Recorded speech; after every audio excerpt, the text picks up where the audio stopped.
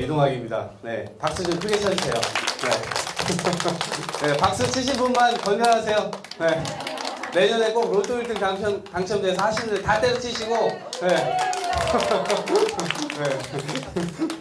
박수 안 치신 분들은 뭐 올해나 내년이나 똑같이 살아요. 네. 네. 아, 제가 뭐 이렇게 준비된 자료 없고, 오늘은 뭐 얼마 전에 대선도 끝났고, 네, 그래서 한국의 기본적인 상황, 그리고 이제 정책을 이해하는 법, 네, 정책, 이게 이 정책이 왜 나왔고, 그 이면에 뭐가 있는지, 요거를 이해하게 되면 앞으로 정책을 스스로 생각하실 때 좀 도움이 좀 되실 거예요.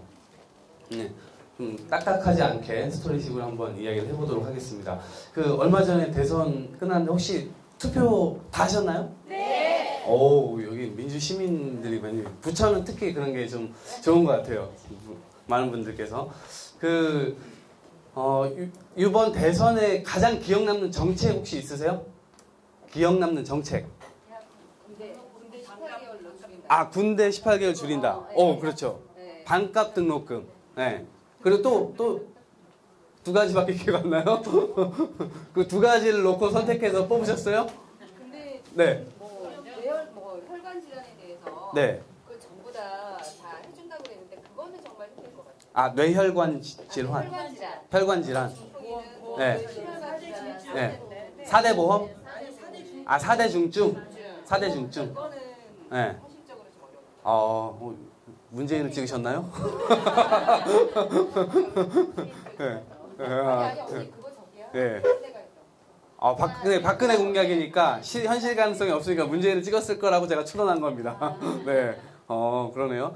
예. 그 정책을 볼 때 이게 진짜 왜 나왔고, 어디서부터 나왔고, 누구를 대상으로 할 건지 앞으로 짜실 때도 그런 부분이 되게 중요하잖아요. 그러니까 기본적으로 정치권에서 정책을 낼 때 일단은 기본적으로 뭘 생각하냐면 표를 생각해요. 표. 네. 표를 어느 쪽에서 많이 가져올 수 있는가를 기본적으로 고민을 하죠. 그 표가 있어야 자기가 당선되고 그게 나중에 하든지 말든지 그거는 나중 일이니까. 그리고 우리 대중들은 또 그 정책에 대해서 금방 잊어버리기도 해요. 당사자가 아니면. 18개월 그거 당사자들은 기억을 하고 있는데 당사자가 아닌 사람들은 그게 그냥 되든 안 되든, 특히나 이게 논란이 됐던 정책은, 그래서 중요한 게 논란이 됐던 정책은 쉽게 잊혀지지 않아요. 그런데 슥 묻어서 뭔가 이것도 그냥 하겠다 해가지고 한 거는 그냥 잊혀지죠. 이런 것들이 있어요. 그런데 이제 저희가 일단 반값 등록금 공약에 대해서 한번 볼게요. 반값 등록금은 왜 나왔냐면, 이게 등록금 자율화 조치가 있었어요. 예전 김영삼 정부 때 대학 자율화가 먼저 있어졌어요. 그 이전에는 대학이 많지가 않았어요. 대학이 많지가 않았던 상황이고, 그런데 대학이 이제 허가주의로 바뀌어가지고, 허가주의에서 신청을 하면 되는 거. 인가주의. 요걸로 그냥 바뀌었어요. 그래가지고, 대학 설립이 자율화되면서 이 재단 사람들이 돈이 없이도 은행에서 대출 받아가지고 대학을 졌어요. 그래서 건물 짓고 있는 도중에 학생들을 막 받았어요. 그래가지고 대학이 우후죽순 막 생겨났어요.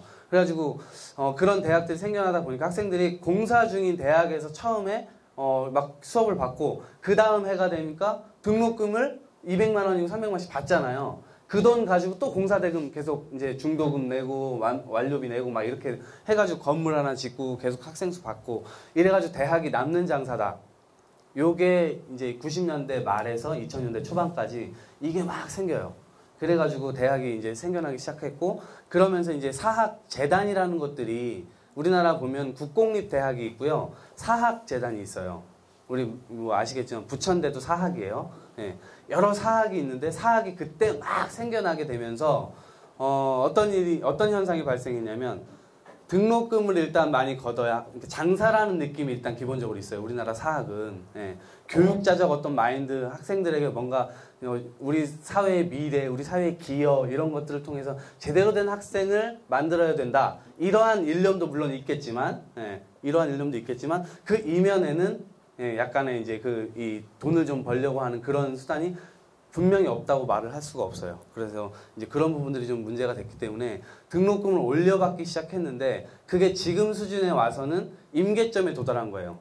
임계점이라는 건 뭐냐면 우리들이 낼 수 있는 수준 자체를 넘어서 버린 거예요. 예. 그게 이제 어디서 그 기인한 거냐면 처음엔 대학 설립 자율화 그리고 나서 등록금 자율화 조치가 됐죠. 그때가 아마 제가 정확한 기억은 안 나는데 김대중 정부 때인가 노무현 정부 때였어요. 예. 등록금 자율화 조치가 되고 그리고 나서 등록금이 막 계속 올라가기 시작했고 그래서 이명박 대통령이 17대 대선 때 반값 등록금 절반위원회라는 걸 만들어요. 공약을 하는 거죠. 예, 절반위원회라는 걸 만들어서 실제로 등록금을 좀 반값으로 낮추겠다 이런 공약을 걸었는데 그게 이제 좀 안 된 거죠. 예, 그게 왜 안 됐냐면 이런 게 있을 거예요. 제가 특정 정부나 특정 당을 얘기하는 게 아니고 정치권과 기본적으로 우리 삶의 어떤 이 연결고리를 잘 보셔야 돼요. 일단 기본적으로 그 사학재단이라고 하는 부분들은 건드리기가 굉장히 큰 무서움이 있는 곳이죠. 우리나라에서 기본적으로 교육 쪽에 건드리는 것, 부동산 문제를 건드리는 것, 정치인들이 아주 싫어하는 문제고 아주 민감한 문제입니다. 그런데 이제 등록금 문제는 사학에서는 계속해서 어찌됐건 돈을 벌어서 어떻게 해야 되냐면 건물을 막 올려야 돼요. 건물이 제가 학교를 이제 5년 다니는 동안 5년 동안 저희 학교만 해도 건물이 다 10개가 늘어났어요.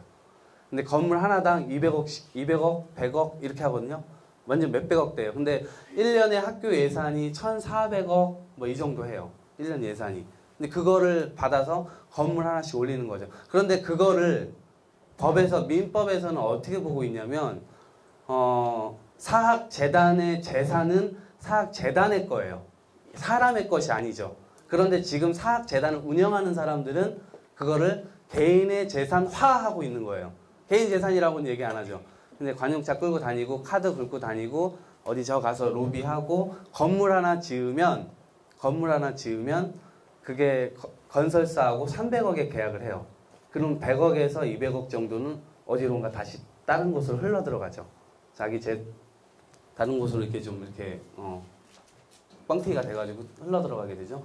이런 일들이 너무 많은 거예요. 그러니까 국회에서 교육위원회 그 상임위원들이 국회의원들이 교육 쪽에 관련되신 분들이 그걸 쫓아다니면서 사학재단마다 다 그거를 감사를 하는 거예요. 인원이 일단 부족해요. 인원 부족 때문에 전체 가면 모든 게 안 걸리는 학교가 없어요. 다 걸려요. 네. 그렇기 때문에 그 등록금을 계속해서 올리는 것 자체가 재단의 재산을 불리기 위한 것이다. 그렇기 때문에 이것에 대해서 사학법 개정을 통해서 근데 여기서 정책 나와요. 사학법 개정을 통해서 사학의 운영을 좀 투명하게 해야 된다. 네, 이러한 주장을 했는데 또 한편에서는 사학의 자율성을 지나치게 침해하는 거다. 또 이런 이야기를 하죠. 네, 그래서 그게 이제 사학법 개정 자체가 좀 이렇게 물 건너가면서 지금 쭉 등록금이 계속 올라왔던 상태였고 지금 이제 학생들도 그렇고 지금 10대, 20대, 30대 다 이 자살률이 OECD 국가 중에서 우리가 1위거든요. 1위예요. 근데 그 중에서는 학업에 대한 부분 그리고 등록금에 대한 부분으로 자살하는 경우도 굉장히 많고 우리가 올해 또 봤던 경우는 아버지와 딸이 등록금 문제 때문에 편지 써놓고 자살하게 되고 이런 극단적인 현상들이 일어난다는 거죠. 그러면은 또 한 가지는 이런 게 있는 것 같아요. 대학을 네가 원해서 갔는데 그걸 왜 국가가 내줘야 되냐? 국가 돈이 들어가는 거예요. 여기 계신 분들이 세금 내잖아요. 그 세금이 결국 사학으로 들어가게 되는 거잖아요. 근데 그거는 대학 가는 건 너 자율이었고 그 다음에 대학 안 간 친구들까지 그럼 국가 세금으로 지원을 해줘야 되냐? 이런 문제들이 남죠. 정책을 할 때 세금으로 여기를 지원해 주는 게 맞는가 아닌가라는 가치 판단을 할 때가 분명히 있거든요. 이쪽에서 동의를 안 해줘요. 내는 사람들이 동의를 안 해주면 이 정책을 할 수가 없는 거죠. 그런데 지금의 대한민국 상황을 한번 뜯어보자고요. 대학을 안 가면 우리나라에서 제대로 된 삶을 살 수 있나요? 뭔가 편견에 시달리지 않을까요? 마치 남자들 군대 안 갔다 오고 방위 뭐 이렇게 나오면은 야, 너 끼지 마 이렇게 되는 것처럼 뭔가 대학 안 나오면 뭔가 하여튼간 취직에도 뭔가 불이익을 당할 것 같고 대학을 안 나오면 그리고 월급을 받을 때도 뭔가 더 적게 받을 것 같고 그러한 불안감들이 있잖아요. 그러니까 오히려 우리 세대 젊은 세대보다 어머님들이 더 보내려고 하는 그런 게 있죠. 예, 어머님들 아니까 대학 안 나오면 너 개차반이다. 네가 가서 어디 가서 일하겠냐. 그래봐야 공장이다. 이게 딱 도식화되어 있잖아요. 예, 이런 부분들 때문에 대학을 어쩔 수 없이 가게 된다. 이제 이런 게 있는 거죠. 그래서 그것이 사회가 어쩔 수 없이 전체 사회가 조장돼 가지고 사람들의 인식이 그렇게 바뀌는 것이라면 사회가 어느 정도는 좀 책임을 져야 되지 않을까. 이런 인식에서 반값 등록금이 사실 처음에 나오게 된 거예요. 그래서 이번에 여건, 야건 다 그런 공약들을 이제 걸어서 반값 등록금을 한 건데 실제로 이게 지금 대학에 들어가고 있는 재원이 있고 이거를 추가적으로 반값 등록금을 하려면 한 4조 원 정도가 더 들어간다고 해요. 4조 원 정도. 4조 원 정도면 우리나라 1년 예산이 350조 정도거든요. 350조에 4조. 그러니까 10분의 1이 좀, 아니 10분의 1이 아니 100분의 1이 좀 안 되는 거죠. 좀 더 되는 거죠. 근데 그 정도를 투여를 해서 학생들에게 자유롭게 학교를 좀 다닐 수 있도록 하고 알바, 자살 이런 거 그만하도록 하고 이렇게 좀 하자. 이래서 이게 화두가 돼서 이렇게 됐던 건데 여기에서 여러분들이 좀 판단을 해보셔야 될 것이 있어요. 네, 판단을 해보셔야 될 게 사학을 그대로 놔두고서는 이거를 돈을 계속 주게 되면 사학은 계속 돈을 벌게 돼요. 네, 국가 세금으로까지 돈을 벌게 되는 거죠. 이런 부분이 있어요. 그래서 반드시 사학에 대한 규제를 지금 어느 정도는 해줘야 된다. 요런 필요성이 대두가 되고 있어요. 안 그러면 반값 등록금이 내년에는 지금 400만 원 내던 거 200만 원 내고 내년부터 200만 원 내고 사학에서 등록금을 또 50만 원씩 막 올리면은 불과 한 4, 5년 지나면은 다시 400만 원이 될 거예요. 네, 그러니까 반값 등록금의 개념이 굉장히 흐트러지게 되는 거죠. 그래서 그 정책을 짤 때 반값 등록금만 하겠다고 정책을 내는 건 거짓말입니다. 네, 그건 거짓말이에요.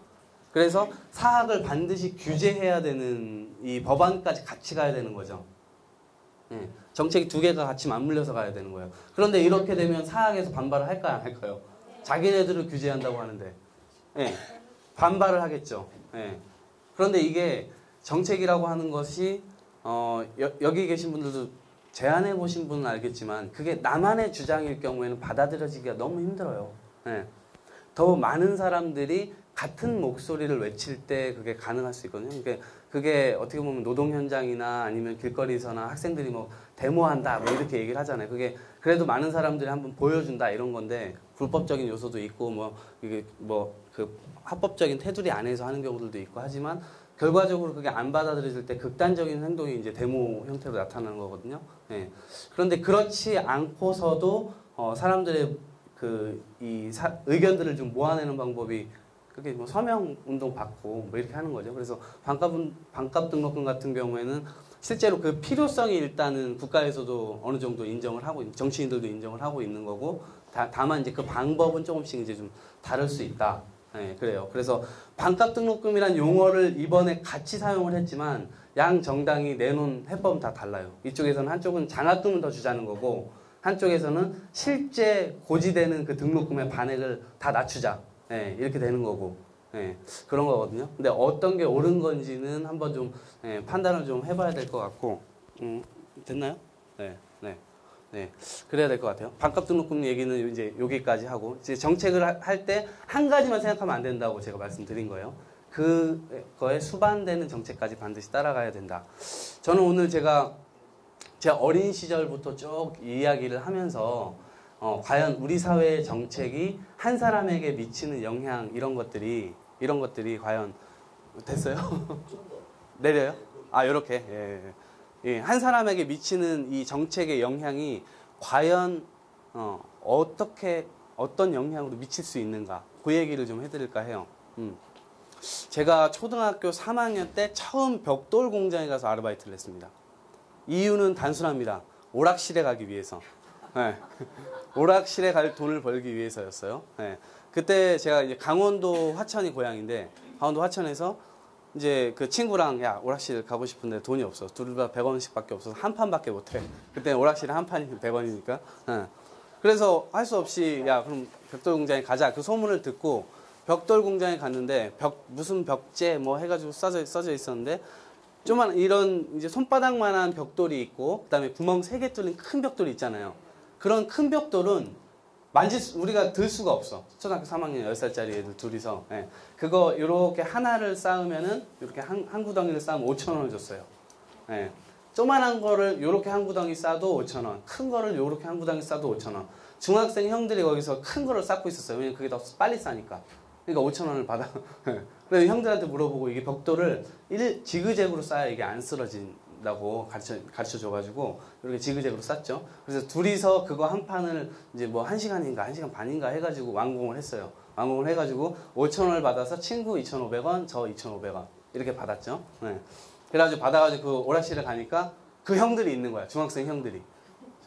형 안녕하세요. 고마운 사람이니까 우리 벽돌 쌓는 법을 알려줬으니까 안녕하세요 이렇게 하니까 너희들 왔구나. 야 오락해. 딱 이렇게 된 거예요. 그래서 오락을 막 하고 있는데 이제 그 친구 저도 이제 100원이 남은 상태였고 2,400원 다 쓴 거예요. 막 하고 있었어요. 그 친구도 100원 100원. 근데 갑자기 그때 가르쳐줬던 중학생 형이 오더니 오락기를 팍 치더니 야 그리고 순간적으로 식은땀이 흐르죠. 이 형이 왜 이러나 100원만 이러는 거예요.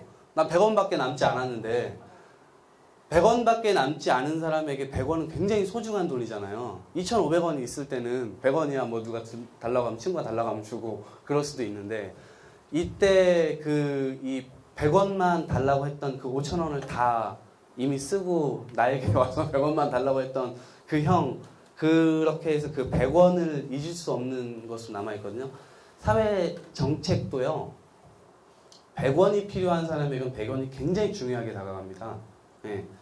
그러니까 중산층이 있고 잘 사는 분들이 있고 못 사는 사람들이 있는데 정책이라고 하는 것은 기본적으로 국가가 해야 될 일 자체가 잘 사는 사람들은 더 잘 살게 해주는 게 맞을까요? 아니면 못 사는 사람들이 그나마 조금 더 살 수 있도록 해주는 게 맞을까요? 두 개 다 맞아요. 두 개 다 맞아요. 네. 잘 사는 사람들은 더 잘 살게 해주고 그래서 그만큼 세금을 더 거둘 수 있도록 해주고 불행하다고 느끼는 사람들이 있잖아요. 그 사람들이 행복의 범주로 올 수 있도록 해주는 게 정책의 시점이거든요. 네. 초점이 그래야 돼요. 행복한 사람을 더 행복하게 해주는 것도 맞고 불행한 사람들이 없도록 행복하게 이 사회에서 이렇게 제외되지 않도록 그래서 극단적인 선택을 하지 않도록 우리 사회가 제가 그렇게 100원에 대한 이 엄청난 것을 이제 느끼고 난 다음부터는 실제로 이 돈이라고 하는 이것을 굉장히 주의 깊게 그때부터 10살 때부터 보기 시작했어요. 100원의 흐름이 어떻게 되고 제가 그때는 빈병 이런 것도 수거 많이 가지고 슈퍼 가지고 가서 많이 했잖아요. 네. 그리고 나서 6학년, 5학년 때가 돼서 느닷없이 이제 아버지가 그때 군인이셨는데 아버지가 이제 이렇게 암에 걸리신 거예요. 군인이셨는데 느닷없이 그래가지고 6학년 8월 달에 돌아가셨어요. 그러고 나니까 앞이 안 보였죠. 누나가 있고 어머니가 계신데 어머니가 그때 당시 나이가 37인가 그래요. 네. 지금 생각해보면 너무 어린 거야. 그때는 그냥 엄마니까 그냥 엄마인데 지금 이제 제가 나이가 어느 정도 되고 나서 보니까 37이란 나이가 결혼 안 해도 요즘 이상한 나이가 아니에요. 네. 결혼 안 해도 이상한 나이가 아닌데 그때 중학생 딸과 초등학교 6학년 아들을 뒀었으니까 네. 그때 지금 생각해보면 이제 그런 거죠. 근데 그때 생각을 해보니까 제가 그래서 신문 배달 아르바이트를 그때 시작했어요. 6학년 때. 네. 어머니께 최소한 용돈은 받지 않아야 되겠다. 이런 생각으로 신문 배달 아르바이트를 시작을 했어요. 그런데 여기에서 이제 임금 문제가 나옵니다. 한 부를 돌리면 한 부를 하루에 한 부씩 30일을 돌리면 1,200원의 월급을 받아요. 그때 당시 1,200원의 월급. 1,200원의 월급을 받는데 한 부를 돌리는 게 아니죠. 24부를 돌렸어요. 24부. 근데 사촌 동생을 데려갔어요. 야, 같이 돌리자 해가지고 저는 24부를 돌리고 사촌 동생은 20부를 돌렸어요. 야, 넌 동생이니까 넌 20부만 돌려 해가지고 거기 사장님이 해줬죠. 그래서 총 44부를 이제 동생이랑 나눠서 이제 돌렸죠. 돌렸는데 동생이 한 이틀인가 돌리고 안 나와요. 네, 제가 데려갔잖아요. 사장님이 느닷없이 이제 저한테 야, 네가 동생 것까지 다 돌려 이렇게 된 거예요. 그때부터 제가 학교 끝나고 나서 그때 석간신문이었는데 학교 끝나고 나서 신문을 돌리기 시작했죠. 네, 신문을 계속 이제 쭉 돌리고 한 달째가 됐어요. 월급을 받는 날이 됐죠. 저도 6학년이고 저도 돈을 버는데 왜 내 월급 계산을 내가 안 해봤을까요? 해봤죠. 네. 한 부 돌렸을 때 1,200원이잖아요. 그럼 10부를 돌리면은 12,000원이에요. 20부를 돌렸으니까 24,000원이죠.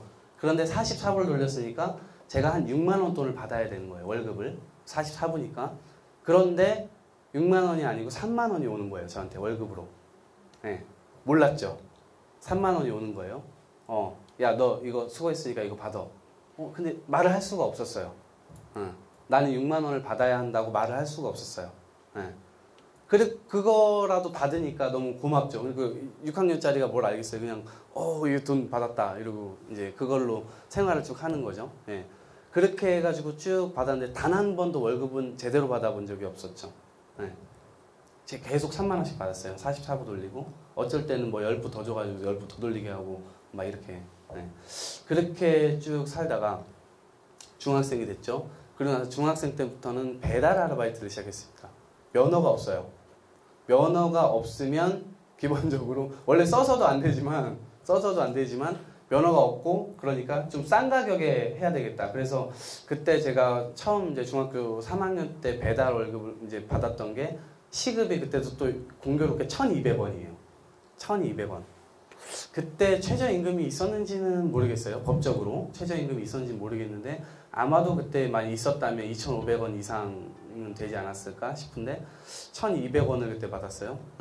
그리고 나서 고등학교 1학년 때가 되니까 이제 면허를 딸 수 있는 나이가 됐어요. 만 17세인가 그래요. 오토바이 면허를 딸 수 있는 나이가 만 17세가 돼서 이제 그 오토바이 면허를 이제 따던 과정이었어요. 막 필기시험 보고 이런 과정에 중간에 피자 배달을 하다가 사고가 한 번 났어요. 네. 사고가 한 번 나서 그런데 그게 굉장히 큰 사고였어요. 정면으로 오는 차랑 정면으로 부딪혔어요. 네, 정면으로 부딪혔는데 저는 살았죠, 지금처럼. 네. 그런데 그때 사고가 나가지고 피자집 사장님한테 전화를 드렸어요. 지금 어떻게 해야 됩니까? 사고가 났는데. 네. 그런데 와가지고 오자마자 하는 말이 저한테 야, 피자 저거 배달하고 와. 저 발 완전 쩔뚝이고 막 그러고 있었는데 피자 배달하고 와. 이렇게 된 거예요. 저는 괜찮냐고 물어볼 줄 알았어요. 네, 괜찮냐고 물어보지 않더라고요. 그 피자를 또 쩔뚝거리면서 갔다가 오고 그때 당시 피자 9,900원이었어요. 네. 그래서 9,900원짜리 피자를 주고 100원을 제가 거슬러 받았어요. 네. 이제 피자를 주고 100원 거슬러 줬죠, 제가. 10,000원짜리를 받고 100원을 거슬러 주는데 옛날 그 생각이 딱 나는 거예요. 100원. 네. 그러면서 엘리베이터를 탔는데 엘리베이터에서 커피가 막 나기 시작하고 그때 사고가 굉장히 심하게 났었어요. 거의 정신을 잃었다가 이제 깨어난 거였거든요. 네. 그런 상황에서 막 근데 눈물이 막 나고 이제 아버지 생각이 나고 막 이제 그랬던 거죠. 네. 그때 당시에 그래서 그 피자집 주인에게 이제 다시 그 오토바이 사고 현장으로 갔는데 오토바이 사고 난 것은 옆으로 길가로 완전히 쓰러져 있고 그러고 나서 오토바이 타고 가서 다시 또 걸어갔죠. 그래서 한 4km인가를 또 걸어갔어요. 걸어가서 딱 문을 열고 들어갔는데 그 피자집 운영은 공동주인이었어요. 공동주인이 저 사고 난 소식을 듣고 와 있었던 거예요. 문을 열고 들어갔는데 괜찮냐고 물어볼 줄 알았어요. 다음부터 사고 나면 반액 부담하는 거다 이렇게 얘기를 하는 거예요. 그때 300만 원인가를 물어줬던 걸로 기억해요. 그러니까 제가 잘못한 건 아닌데 제가 면허가 없었기 때문에 그래서 전 면허를 땄죠. 면허를 따가지고 시급 1,800원을 받기 시작했는데 시급 1,800원 그러니까 갑자기 이제 한 600원이 올라간 거죠. 1,800원을 받기 시작했고 그렇게 해서 아르바이트를 하는데 저희가 그때 당시에는 실업계 고등학교를 다녔었거든요. 근데 제 주변에 그런 친구들이 굉장히 많았어요. 자기가 자기 돈을 벌어서 다니는 친구들. 그런데 이런 제도가 있었어요. 방학 때 이 농협 이 상품권을 주는 제도가 있었어요. 어려운 애들한테. 어려운 그 농협 상품권을 주면 그 농협 상품권으로 주변 식당에 가가지고 내고 그걸 밥으로 바꿔 먹을 수도 있었어요. 밥으로 바꿔 먹을 수도 있었고. 그러니까 그런 국가의 제도 덕분에 사실은 방학 때 밥 굶는 것을 안 굶을 수 있었고, 혹은 농협에 가서 사고 싶은 것을 살 수도 있었고, 이제 그런 거죠. 그게 국가로부터 온다라는 건 그때는 생각이 전혀 없었죠. 전혀 없었고, 그리고 나서 고등학교를 이제 졸업하고 나서 바로 이제 대학에 갔죠. 대학에 이제 한 학기 그때 당시 저는 이제 운동도 선수여가지고 태권도를 굉장히 잘했어요. 그래서 태권도 선수로 이제 체대를 갔었어요. 체대를 갔다가 한 학기 마치고 바로 군대를 갔어요. 바로 지원해가지고 군대를 갔다가 오니까 여기서부터는 좀 심각하게 이야기가 들어갑니다.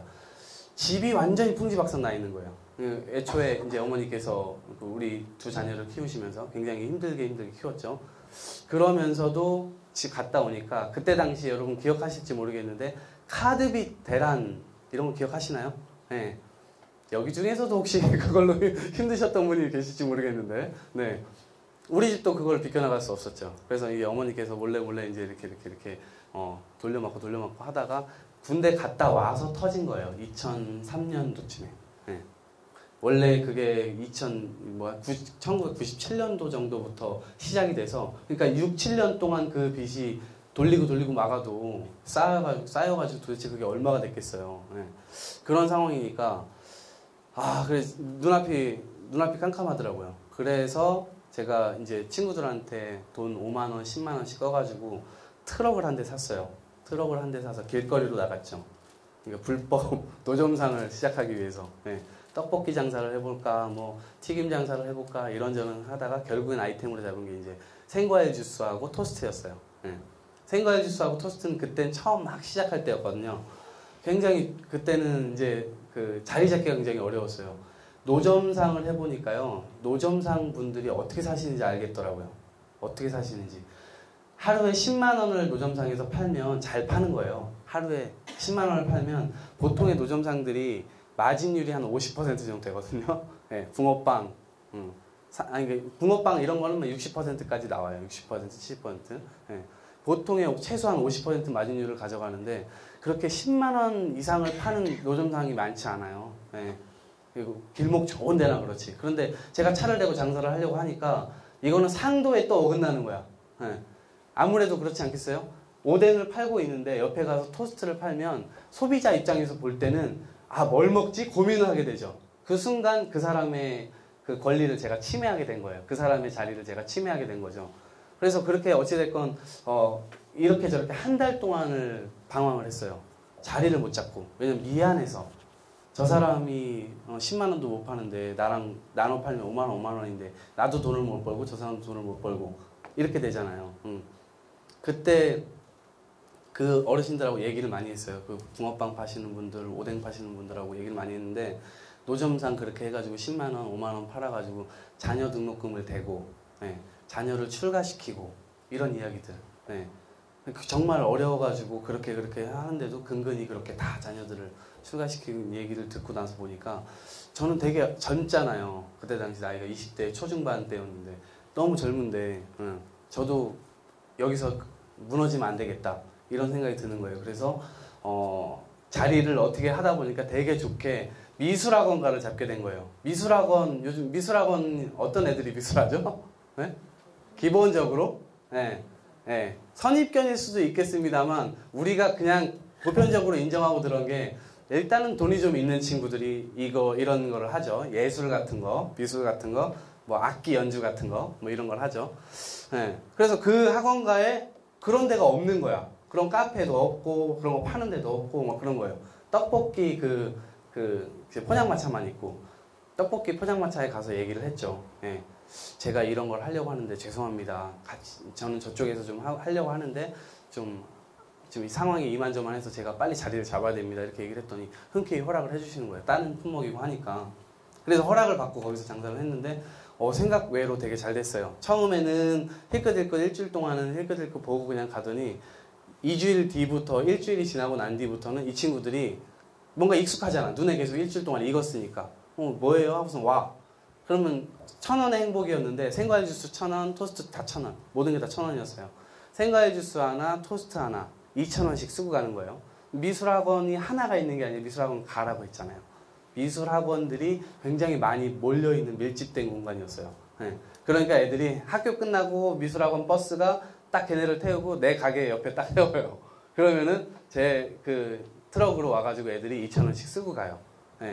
그러면서 돈을 벌었는데 문제는 뭐냐면 장사는 되게 잘 됐어요. 문제는 뭐냐면 하루가 멀다 하고 법 집행을 하러 와요. 노점상 단속반이 오고요. 주차 단속반이 오고 구청 단속반이 오고 경찰이 와요. 그리고 심지어 저는 영화에서만 본 줄 알았는데 이 어깨 형님들도 와요. 저 영화에만 그런 일이 있는 줄 알았어요. 영화에만. 그런데 그런 형님들도 와요. 있더라고요, 다. 예. 그래서 장사를 하고 있고 사람들이 줄을 쫙 서 있는데 제가 예, 경찰은 자꾸 내리라고 하고 노점 단속반은 와가지고 자꾸 내려와서 얘기 좀 하자고 하고 이거 검사한테 다 넘긴다고 그러고 검찰에 다 고발한다고 그러고 그러니까 장사를 할 수가 없죠. 그러니까 일단은 손님들한테 양해를 구하고 내려요. 내려서 죄송합니다. 그러면 옮기겠습니다. 하고서는 주차 딱지도 안 끊고 노점상 그거 뭐 개고선가 뭐 이런 것도 막 붙여요. 근데 그런 것도 못 붙이게 하고 차 호루를 내리고 다시 이제 돌아가는 거예요. 다시 돌아갔고 오면은 경찰이나 뭐 그 구청 당국반이 있나 없나 확인하고 없으면 이 사람들이 다시 가잖아요. 그럼 저는 한 바퀴를 돌아가지고 다시 쭉 와서 그 자리에 세워요. 손님들은 기다리고 있어요. 다시 돌아올 거라는 걸 저는 아는 거지. 네. 그렇게 해서 장사를 쭉 이제 했어요. 근데 그때 제가 느꼈던 것이 과연 우리가 정책을 할 때 이건 엄연히 불법이잖아요. 그리고 제 앞에는 엄연히 상가들이 있었어요. 상가들은 뭐예요? 세금 내고 하잖아요. 네. 월세도 내고 그다음에 거기에 뭐 가게세 뭐 이런 수도세, 전기세 이런 거 다 내고 하잖아요. 네. 그런데 저는 아무것도 내지 않아요. 네. 오히려 불법으로 차를 주차하고 거기에서 막고 그걸 하고 있어. 네. 그때 제가 궁금했던 게 있어요. 만약에 국가라면 저는 솔직히 집에 이제 가장으로서 월세도 내야 되고 어머니랑 누나 있는데 부양을 해야 되는 어떤 그런 책임 있는 지위에서 죽을 수밖에 없는 상황이었고 고졸 출신이 어디 가서 취직해도 100만 원 어디 줄 수 있었을까요 그때?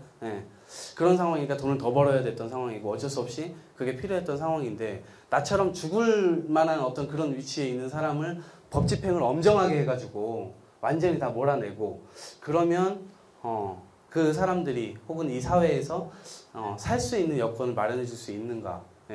그러면 이제 상가에서 엄연히 이제 법적인 어떤 돈을 내고 하시는 분들, 정당히 하시는 분들하고 이 상호에 비교해서 어떻게 이거를 국가가 누구 편을 들어야 되는가? 이게 참 애매했던 거예요. 그래서 저도 그때 이제 정책에 관심을 갖기 시작했고 법에 관심을 갖기 시작했거든요. 근데 또 한 가지 이런 게 있었어요. 카드 대란 사건 아까 제가 말씀드렸죠. 그때 터져가지고 신용회복위원회라는 것이 생겼어요. 정책으로. 원래 그 이전에는 우리가 신용회복위원회라는 것이 없었어요. 그런데 그것을 국가가 대신 갚아주고 국가로 원금만 갚도록 하는 제도였어요. 그런데 그게 몇백 대 1이었어요. 그때 당시 카드 대란 한 300만이었나 600만이었나 그 카드 빚을 진 사람이 파산 거의 직전에 간 사람들이 그렇게 많았다고 하잖아요. 근데 그 중에 되는 사람이 국가 돈은 한정되어 있고 대신 갚아주고 국가로 대신 갚도록 하는 게 한정되어 있잖아요. 그러한 측면에서는 우리 굉장히 경쟁률이 굉장히 높았는데 우리 집이 어떻게 된 거야. 우리 집이 어떻게 돼가지고 그거를 이제 그 정책의 수혜를 보게 된 거죠.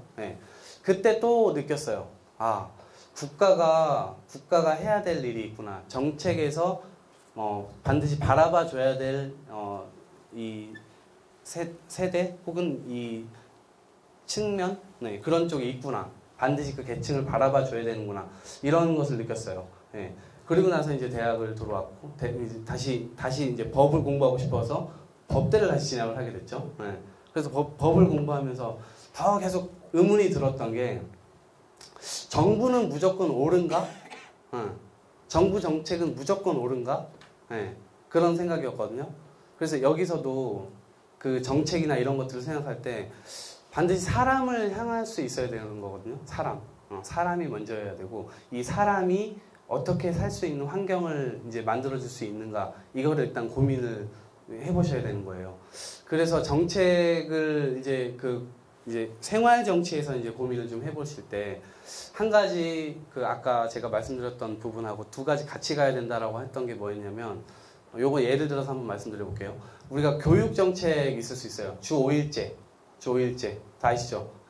그런데 그 아이들의 어떤 이 무조건 뭐 학습만 하고 이게 아니라 주말에는 좀 가족들과 있게 하고 뭐 이런 거잖아요. 그런데 이제 그게 실패했죠. 여기 자녀 키우시는 분들은 아시겠지만 토요일 날 학교 가죠 지금? 토요일 날 학교 안 가요? 지금 토요일 날 학교 안 가요? 주 5일제인데 지금 안 가요? 올해부터 안 간다고요? 올해부터? 예, 주 5일제 수업이고, 그런데 어떤 일이 발생했냐면, 이게 벌써 2년 전에, 2년 전쯤인가요? 이 정책이 된 게? 예. 근데 처음에는 그런 의도였다고요. 아이들을 좀 쉬게 하고, 가족들하고 같이 보내게 하고. 그런데 아이들이 집에 덩그러니 있는데, 부모님이 안 계시는 거야. 아이들 덩그러니 있는 거야. 그러면은 부모님들의 선택은 한 가지밖에 없어요. 애를 학원을 보낼 수밖에 없어요. 거기 가서 공부라도 하거나 아니면 아이들하고 같이 즐겨 놀 수 있도록 해야 되거든요. 그러면 이 정책에 그래서 학교에서 결국에는 이게 하도 아우성이 쳐지니까 학교에서 토요일 방과후 수업 같은 걸 만들었어요. 예. 결국 뭐 그것도 뭐 10,000원인가 20,000원씩 또 내야 돼, 돈을. 예. 원래 무상교육이었는데. 예. 정책의 수혜가 그렇게 바뀌었어요. 수혜는 원래 아이들이 봐야 되는 건데 결과적으로는 피해를 보게 된 거죠. 그럼 그 수혜를 누가 봤을까요? 학원 강사들이 봤겠죠. 학원 강사들이 보거나 학교에 나와서 강의를 하는 그런 사람들이 봤겠죠. 그런 측면들이 좀 있기 때문에 그래서 정책은 입체적으로 좀 봐야 된다. 앞과 뒤가 같이 봐줘야 된다. 이제 이런 거거든요. 그래서 그 교육 정책만 보더라도 그렇고 우리가 이제 또 생활에서 주부님들께서 지금 가장 관심 가지고 있는 테마가 뭐예요? 가장 관심 가지고 있는 테마. 아이들 교육 문제? 아이들 교육? 부동산? 노후? 말씀 참 잘하셨다. 네. 네. 노후 문제 있잖아요. 출구가 지금 없는 상황이에요. 출구가 지금 없는 상황이고, 제 청년 세대들 같은 경우는 입구가 없는 상황이에요. 입구가. 그러니까 들어갈 곳이 없어요. 네. 근데 지금 노후 문제 굉장히 크게 다가오는데, 노후 대비를 하고 계신 분들이 많지가 않아요. 10분 중에 뭐 2분 될까? 네. 뭐 돈 많은 사람들이 어차피 걱정 없고. 그런데 사보험을 넣거나 아니면 여기 계신 분들이 사보험을 넣거나 아니면 그 국민연금 넣으시죠. 네. 그런데 국민연금도 2050년쯤에는 고갈이 되는 것으로 지금 예정이 되어 있어요. 그것도요, 아주 보수적으로 잡은 거예요. 더 빨리 고갈될 수도 있어요. 그리고 받으실 금액이 점점 줄어들어요. 그게 어떤 원리로 되어 있냐면, 아래 세대가 국민연금을 내고 윗사람들이 가져가는 형태거든요. 자기가 낸 거 자기가 가져가는 게 아니에요. 이미 여기 계신 분들이 낸 거는 이미 지금 노인분들께서 가져가고 계신 거예요. 그러니까 지금 저출산 시대죠. 저출산 시대니까 돈을 낼 사람들이 적어지는 거죠. 적어지니까 가져가는 금액도 당연히 적어지는 거예요. 지금 아시다시피 뭐 베이비 부모 세대라고 해서 지금 여기 계신 분들이 딱 그 베이비 부모 세대 그런 건데, 여기 계신 분들이 전체가 노인이 됐다고 딱 생각해 보세요. 65세가 됐다. 다 받아갈 수 있을까요? 그렇게 많은데, 포기해야 될 것들이 굉장히 많아요. 포기해야 될 것들이. 국민연금은요, 국가가 나중에 파산이 되잖아요. 국가가 그걸 물어주지 않도록 되어 있어요. 여러분들이 낸 돈이 그냥 증발돼도 국가 책임이 없는 거예요. 사학연금이나 아니면 사학연금이나 뭐 이렇게 공무원연금 이런 거 있잖아요. 이거는 만약에 파산하더라도 국가가 대주게 되어 있어요. 국민연금은 달라요. 그렇지가 않아요. 그렇기 때문에 굉장히 위험하죠. 그러니까 노후가 굉장히 불안하죠. 그런데 여기 자녀 결혼시키신 분 있으세요? 있으세요? 자녀 결혼 한 분? 2분? 예. 자녀 결혼시키실 때도 굉장히 많이 이렇게 정신적인 스트레스 많이 받지 않으셨어요? 남자 자녀를 가진 부모님은 지불해줘야 되는 부담이 있어요. 지불해줘야 되는 부담이 있고, 그래서 아들이 둘이야. 그러면은 굉장한 부담 속에서, 근데 딸이 둘이면은 사실 조금 덜해. 그런데 사위한테 좀, 야, 너 집도 없어? 너한테 내 딸을 보낼 수가 있을까? 이런 고민들을 하게 되죠. 그런데 그거는 한번 냉정하게 한번 생각해 보세요. 부모님들 결혼하실 때, 여기 계신 분들 결혼하실 때 부모님한테 얼마나 받았을까? 옛날에 제가 들어보니까 그냥 단칸방에서 숟가락 하나 놓고 했다. 이제 이런 건데, 지금 요즘 세대는 단칸방에 숟가락 놓고 결혼하기가 힘들어요. 눈치를 봐야 돼. 그리고 장모님, 장인어른이 허락을 해주기가 굉장히 어렵죠. 그리고 우리 부모님도 마찬가지죠. 끝판왕이 부모야. 부모를 넘어서야 되는데 이길 수가 없어. 그런데 생각해 보세요. 지금 전체적으로 뒤로 연장되는 분위기예요. 나이가. 나이가 연장되는 분위기예요. 어떻게 연장이 되냐면 일단 고등학교 3학년 때까지는 무조건 부모님이 해줘야 돼요. 공부를 대학에 들어갈 때까지 무조건 해줘야 돼요. 그리고 나서 대학에 들어갔죠. 대학에 들어가서 지가 알바라도 하면은 정말 기특한 자식이죠. 예. 그런데 알바를 하면 학점을 또 잘 딸 수가 없어. 예. 학점을 또 잘 딸 수가 없어. 물론 열심히 하는 애들도 있어요. 열심히 알바도 하고 자기 학점도 잘 따고 자기 관리 잘하는 친구들도 있어요. 근데 많지 않아요. 예. 그런 상황인데 그럼 대학 졸업이 또 늦어지죠. 그래서 예전에는 뭐 4년제 대학이니까 24살이면 졸업을 하거나 남자 같은 경우 26이면 기본적으로 졸업을 해야 되는데 27이 되고 28이 되고 29이 돼도 졸업을 할 수가 없어요. 왜냐면 취직이 안 되니까 졸업을 연기해요. 계속 늦추죠. 그러면은 많이 양보해서 28에 군대 갔다 온 남자가 대학 졸업해서 취직했다고 칩시다. 그럼 요즘 남자 평균 결혼 나이가 32이에요. 4년 동안 일을 해서 집 살 돈을 벌 수 있을까요? 절대 못 벌어요. 절대 못 벌어요. 1년에 1,000만 원씩 벌면 많이 버는 거예요. 그러면 32살까지 4년 동안 많이 양보해서 5천만 원 벌었다 칩시다. 5천만 원 갖고 결혼할 수 있을까요? 전세 비용 될 수 있을까요? 우리 수도권에서? 네. 원룸 갖고 있는데 시집 올 여자 있을까요? 야, 결혼하자. 얘기할 수 있을까요? 1억이 또 부족합니다. 1억은 누구 몫입니까? 아빠와 엄마의 몫이죠. 그런데요, 우리 아빠 엄마들이요, 부자들은 상관없을 수 있어요. 그런데 우리 중산층 밑에 서민들 보자고요. 대다수의 국민들의 삶을 보자고요. 아빠 엄마가 현금으로 1억 가지고 있는 집 없어요. 대부분 부동산에 다 재워져 있죠. 그러면 그 집에 담보대출 받아가지고 1억이든 5천만 원이든 자녀 결혼 비용에 보태고 나면 그 다음에 그거 이자 갚아야 되죠. 야, 이자는 네가 갚아라. 아빠가 그래도 이거 해줬다. 근데 그 자녀가 이자를 갚을 수 있을까요? 네. 아까 제가 입구가 막혀 있다는 게 이런 거예요. 결혼하기도 되게 힘든 세상이 됐고 결혼을 해서도 되게 힘든 세상이 됐는데 이것이 우리의 노년 세대를 방해하고 있는 주 요인이에요. 주 요인.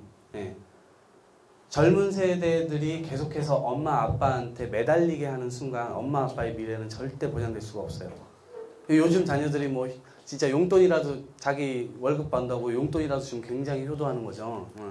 근데 그런 거 기대하기도 힘들어요. 예. 요즘 또 이렇게 많이 쿨해지셔가지고 아유 그런 거 기대도 안 해. 지가 잘 살기나 하면 그나마 다행이지. 예. 그렇게 힘들어졌다고요. 이렇다 보니까 결국 아빠 엄마가 1억을 대줘야 그게 1억 5천이 돼서 집이라도 하나 이렇게 해가지고 결혼이라도 할 수 있도록 해주는데 그게 굉장히 힘들어졌죠. 집값은 계속 올라가거나 그러니까. 그래서 결국 빚을 내서 또 집을 샀는데 하우스푸어란 말 들어보셨죠? 하우스푸어란 말. 집을 그렇게 해서 샀는데 또 결국 집값은 또 내려가. 내가 산 가격보다 더 내려가. 이자는 내야 되고 원금도 은행에 갚아야 되는데 이걸 하우스푸어라고 해요. 자기가 산 금액보다 더 낮아진 집값이 더 낮아져서. 예. 그래서 그걸 갚아야 될 부담이 여전히 있는 거죠, 이 사람들은. 예. 그래서 이번에 그 대선 정책에서 나온 게 하우스푸어 뭐 지금 200만 가구인데 그거를 뭐 어떻게 해결하겠다 이런 정책들이 나오는 거죠. 그런데 그거를 해결한다고 해도 결국에 노년 세대의 그 미래는 풀리지가 않을 거예요. 그래서 미래 그 세대에게 결국에는 줄 수 있는 게 지금 정치권에서 그나마 나오는 것들이 그냥 노인분들에게 2배 인상 더 해주겠다. 용돈 인상 더 해주겠다. 이런 거예요. 할아버지 할머니들이 면목이 없어요. 손주 손녀 볼 면목이. 용돈이라도 줘야죠. 통닭이라도 한 마리 사줘야 되죠. 그런데 돈이 없잖아요. 자녀들이 이렇게 챙겨주는 것도 한계가 있고 너도 나도 다 아우성인 시대잖아요. 예. 여기에서부터 출구를 좀 생각을 해보면 어떨까 싶어요. 예. 여기 계신 분들이 본인의 문제잖아요. 본인의 문제고 옆에 문제고 불과 4년 5년 뒤의 문제고 그렇잖아요. 근데 한 3년 뒤부터는 지금 베이비 부머 세대들이 그래도 직장에서 일을 하고 있어요. 직장에서 일을 하고 있는데 3년 뒤 4년 뒤부터는 은퇴하는 시기예요. 은퇴. 퇴직이 아니에요. 퇴직은 말 그대로 회사를 퇴직하고 다른 회사 또 들어갈 수도 있는 건데 은퇴라는 개념은 일을 그만두는 걸 얘기하는 거거든요. 그래서 이 은퇴의 개념 자체를 다시 잡아야 된다. 이제 이런 말이 굉장히 많이 나와요. 그래서 노인의 개념을요. 지금 65세에서 70세로 연장하자. 더 이상 65세가 더 왜 노인이냐. 이런 얘기가 나오죠. 그런데 65세에서 70세 사이에 계신 분들은 국민연금 연결되어 있죠. 예. 굉장한 또 이익이거든요. 그거를 쉽게 포기할 수 없어요. 그러니까 내가 5년 뒤부터 내가 국민연금 받겠다. 이렇게 선언할 수가 있을까요? 쉽지 않은 문제죠, 또. 예. 결단이 결국 필요한 문제들이에요. 근데 이런 문제들이 노인 나이 연장, 그리고, 결혼하는 연장, 나이 연장, 그리고 출산율이 굉장히 약해지잖아요. 지금은 둘이 결혼해서 하나 낳잖아요. 산술적으로 따지면요, 둘이 결혼해서 하나 낳으면 2분의 1로 줄어드는 거죠. 네. 한 세대가 지날 때마다 2분의 1로 인구가 줄어드는 거예요. 한 세대가 지날 때마다. 그럼 우리나라는 산술적으로 지금 따지면 300년 뒤에는요, 남아있질 않아요, 인구가. 아무 국민도 남아있질 않아요. 네. 그렇게 되는 거예요. 그럴 정도로 굉장히 지금 심각한 상황이에요. 그러다 보니까 아까 제가 말씀드렸던 국민연금을 좀 내야 되는데, 국민연금도 내야 되고 세금을 좀 내줘야 될 사람들이 많아야 되는데 그게 지금 없는 거죠. 그래서 세수 부족이 계속해서 일어나게 되고, 또 우리나라 같은 경우에는 통일이 안 되니까 국방비가 계속해서 거의 10분의 1씩 들어가요. 우리나라 아까 350조 얘기했는데 국방비가 30조씩 들어가요. 네, 국방비가. 그러다 보니까 다른 나라에서 치르고 있지 않은 세금들이 계속해서 들어가고 있다 보니까 이게 계속해서 우리가 여기에 더 쓸 수 있는 돈, 복지에 더 쓸 수 있는 돈, 교육에 더 투자할 수 있는 돈, 이런 돈들이 계속해서 무리가 되게 되는 거죠. 그래서 이제 결국에는 나중에는 뭐 세금을 올리자 뭐 이런 얘기들도 나오는데, 이런 걸 좀 제안 드려보고 싶어요. 어차피 지금 부천에 다 살고 계신 분들이잖아요. 부천에는 제가 살아보니까 이런 이제 어머님들 모임이나 아니면 이 복지회관 이런 것도 굉장히 잘 돼 있더라고요. 네, 제가 고강복지회관 그 근처에 사는데, 그런 시민단체나 이런 것들도 굉장히 잘 돼 있고, 그래서 혹시나 여기 계신 분들 중에서 협동조합 같은 거 해보시면 어떨까. 네, 그런 걸 한번 제안을 해보고 싶은데, 이게 왜 그러냐면요, 이번 대선의 화두가 경제민주화였어요. 경제민주화. 근데 경제민주화가 양 당이 내건 이제 개념이 좀 달라요. 근데 이게 왜 나오게 됐냐면, 대기업의 계열사들이 굉장히 많이 늘어났잖아요. 네, 대기업이 지금은 갈 데가 없어요. 더 이상 투자할 데가 없어, 우리나라에. 우리나라에 더 이상 투자할 분야가 없어. 유일하게 남아있는 분야가 의료 쪽이에요. 의료 분야. 지금 뭐 빵집까지, 심지어 빵집, 떡볶이집까지 다 진출해 있는 상황이잖아요. 그게 갈 데가 없어서 막 간 거거든요. 근데 그거는 적정하게 좀 막아줬어야 되는데, 그걸 못 막으니까 예컨대요, 빵집 있잖아요. 동네 빵집이 망해가는 이유, 동네 빵집이 없어지고 뚜레쥬르가 생기고 파리바게뜨가 생기는 이유가 그런 거예요. 거기 업체에서 와요. 그 빵집에 한 20년 된 30년 된 빵집에 딱 와가지고 이거를 파리바게뜨로 바꾸면 어떨까요? 이 빵집으로 바꿔보면 어떨까요? 이런 얘기들을 하죠. 그러면 여기에서는 내가 내 이름 걸고 무슨 베이커리 내 이름 걸고 장사를 해왔고, 여태까지 단골들도 굉장히 많은데 그 바꿀 이유가 없죠. 그럼 이제 안 바꾸겠다 이렇게 얘기를 해요. 그럼 거기에서 와서 이렇게 얘기를 합니다. 그러면 저 옆 건물에다가 빵집을 하나 내겠습니다. 이렇게 얘기를 하죠. 예. 그러면은 아까 말씀드렸던 상도라는 게 없는 거죠. 그냥 차리면 그만이죠. 이 사람은 막을 수 있는 권리도 없고, 차리면 이제 수입을 나눠가지고 가게 되거나 이쪽에 엄청난 프로모션을 합니다. 그러면 저쪽으로 사람들이 또 이제 막 가게 되겠죠. 예. 이렇게 돼서 빵집을 죽이는 거예요. 결국엔 이 사람이 선택할 수 있는 건 둘 중에 하나죠. 내가 죽어도 여기 이 자리에서 죽겠다. 아니면 뚜레쥬르나 이런 그 빵집을 받아들이거나, 네, 그런 거겠죠. 받아들이면 또 어떻게 되느냐. 받아들이면 2년에 한 번씩 또 억지로 이거 바꿔줘야 되죠. 인테리어 바꿔줘야 되죠. 네. 그리고 중앙 본사에서 떼어가는 거 있죠. 이러나 저러나 사실 죽어요. 죽을 수밖에 없어요. 네. 그런데 협동조합이라고 하는 것을 만들면 대항할 수가 있어요. 어떻게 대항하느냐. 우리 동네 빵집, 만약에 여기 분들께서 뭐 돈 10만 원씩 막 이제 부천에 사시는 분들께서 야 10만 원씩 우리 동네 빵집 만드시다 해가지고 상가를 그 돈 이제 모아가지고 상가를 하나 해서 빵을 할 수 있는 사람들, 혹은 같이 교육 받으셔도 되고, 그래서 우리 동네 빵집을 하나 만들어서 제과제빵 기술이 있는 분을 모셔와서 그 사람 월급 주고, 우리 동네 빵집 가격은 500원으로 합시다. 원래 옆에는 800원인데 똑같이 만들면서 우리는 500원으로 합시다. 대신 조합원, 그러니까 돈을 낸 사람들, 그 회원들에 한해서는 이 빵집은 망할 수 있을까요? 없을까요? 아무리 경제 위기가 와도 이 빵집은 안 망해요. 예. 경제 무슨 뭐가 와도 이 빵집은 안 망해요. 왜냐면 내가 만든 빵집이기 때문에. 그래서 회원들은 300원의 이득을 보죠. 예. 다른 빵집을 이용하면 800원을 내야 되는데 300원씩 더 내게 되는 거죠. 그런데 여기서는 이득을 볼 필요가 없어요. 여기서는 500원만 받아도 그 운영이 되는 거예요. 운영이. 예. 빵집도 그렇게 할 수 있죠. 예.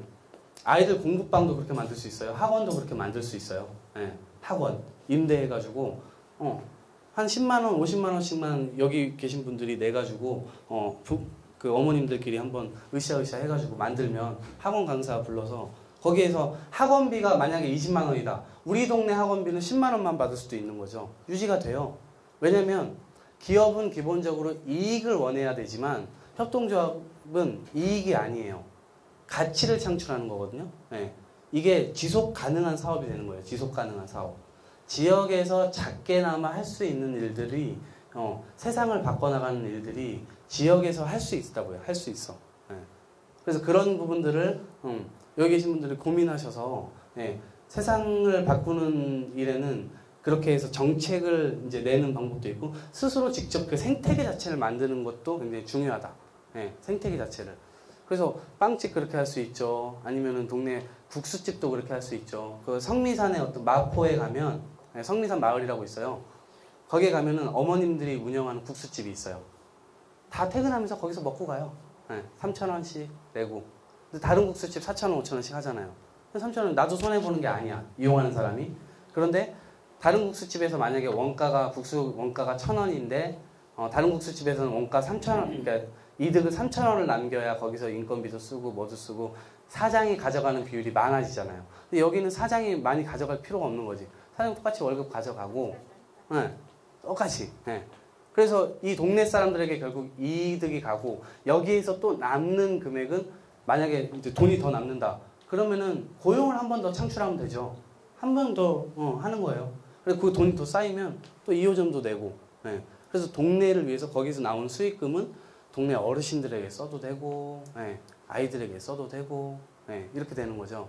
그래서 그 스페인의 몬두라곤이라고 하는 그 도시에 가면 거의 도시 전체가 협동조합으로 되어 있어요. 심지어 이마트처럼 큰 마트가 있는데 협동조합으로 되어 있어요.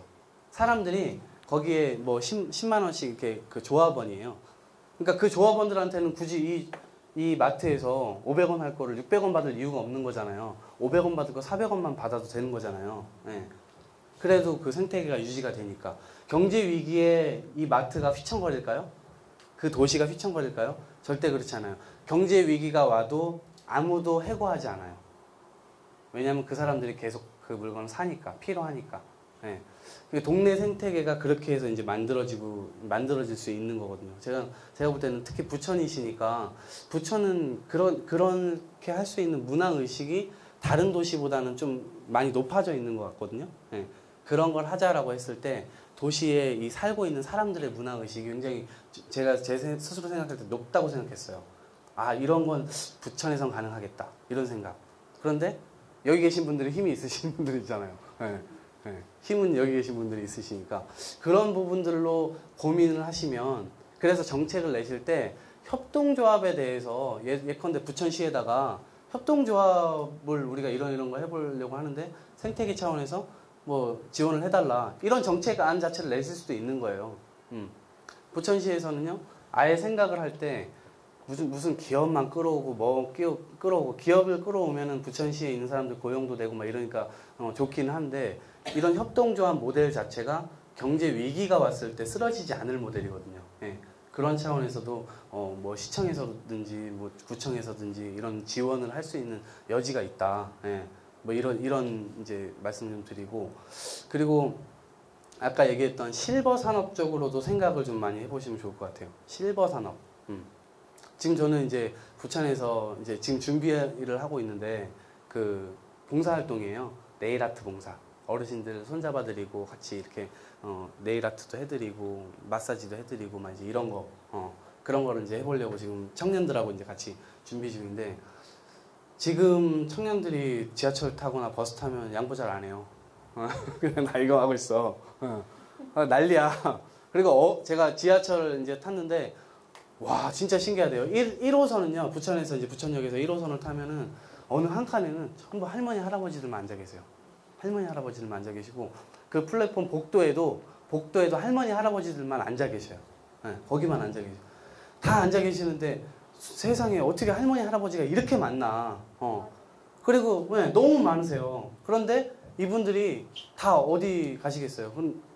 등산하러 가시거나 아니면은 그냥 공원에 계시는 거죠. 근데 거기서 이제 뭐 약주를 드시기도 하시고 거기서 그냥 얘기하시기도 하시는데 뭔가 다 외로워 보이셔. 같이 있는데 외로워 보이셔. 근데 사회가요 앞으로 고령화 사회가 되면은 그렇게 느끼는 게 훨씬 더 커질 거예요. 결국 같이 살지 않으면 굉장히 힘들어지거든요. 제가 작년에 그 경기 콘텐츠 진흥원이라고 부천 춘희동에 있어요.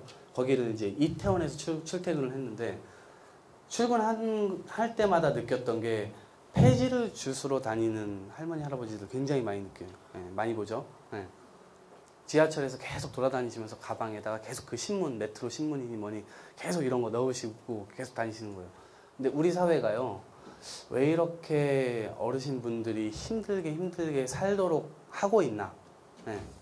이 현실은 왜 타개가 안 되는가? 왜 이거를 우리 사회가 이렇게까지 내버려 두고 있는가? 이 부분은 굉장히 고민이 되죠. 그런데 이게 앞뒤로 막혀 있는 문제이기 때문에 어디 한 군데에서 뚫어낼 수가 없는 부분이죠. 그래서 그런 문화적으로 바꿔낼 수 있는 생태계 사업, 이런 것들을 도시에서 뭔가 하나 모델을 만들어내면 다른 도시로 금방 이전되거든요. 부천에서 전 그거 할 수 있다고 생각하는데, 그런 부분에서도 같이 모임을 하실 때 고민을 좀 해보시고, 그리고 정책안을 내실 때 아까 제가 사람이 저거라고 했잖아요. 사람 중심되게 정책을 내야 된다. 그리고 이왕이면 좀 이렇게 소득 수준이 낮거나 그렇게 취약한 계층이거나 이런 계층들을 더 많이 둘러보고 그런 사람들에게 도움이 될 수 있는 정책이 많이 만들어지면 사회가 전체적으로 올라가는 거거든요.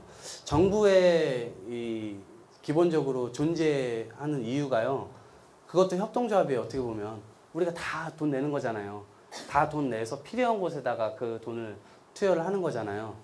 그런 차원에서는 결국 필요한 곳에다가 돈을 좀 쓸 수 있도록 그 정책 제안도 해줘야 되는데 지역에서 할 수 있는 정책 제안이라는 게 굉장히 막 정책 제안 해야 된다 이러면은 숨이 그냥 턱 막혀요. 그럼 뭘 어떻게 해야 되는가?